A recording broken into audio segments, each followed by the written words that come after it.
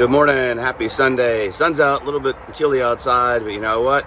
We're in September, so that's kind of what Mother Nature brings to us. So hopefully you guys get out, get some fresh air today, enjoy the day, get some free vitamin D. So I had a great conversation with a few students at Empire. So we were just basically talking about life and some other aspects, and one of them had a challenge with a coworker. So we're just talking about, well, how did he handle that? And well, they're their supervisor, so they went through this process where the conversation in their head was going to be way worse than it was going to be. This could happen, this could happen, this could happen, and they might think this, they might think that. So two other people interjected, is going to make your day better at work? And they're like, yeah. Is it going to make your working relationship better? The person said yes. So I learned this, probably like a decade ago. I was on a great seminar with a gentleman, Scott Spooner. He wrote a really good book you find on Amazon, Your Life. And he had a statement, and basically he said, hard conversations aren't like fine wine. They don't get better over time. Man, that's powerful, and I've used that in so many different situations. I've used it with my sons, and I shared that with this person. And even though they've heard it before, because I'll say it sometimes in a class, I'll say it in an email, yesterday it really resonated with them.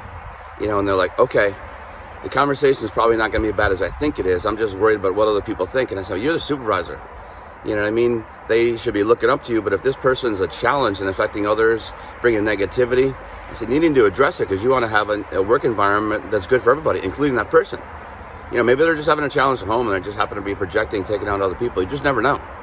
So again, now, sometimes that hard conversation is within ourselves.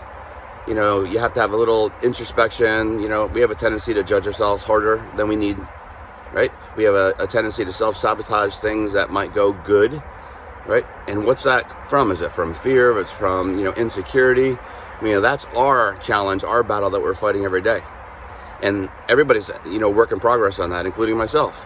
We all have that inner critic sitting on our shoulder that sometimes rears its ugly head of self-doubt. You got to learn how to get that inner critic tucked away, slayed, destroyed, whatever, term works for you. Hey, and that's life, right? And that's part of it, being an adult. But if you're a parent, right, we want to help inspire our kids not to have that. And it's tough. There's a lot of challenges out there that we've never faced, that our children are, our grandchildren are.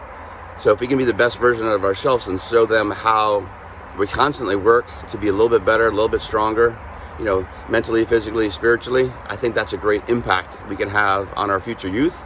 And more importantly, our friends, neighbors, and in my case, the people that I teach at Empire, right? I love sharing, my wisdom, my knowledge, and seeing the growth of everybody at Empire. You guys are what makes Empire so great. You show up, you do the work. Man, I can't wait for Monday. Have a killer Sunday. Kyoshi Condon out.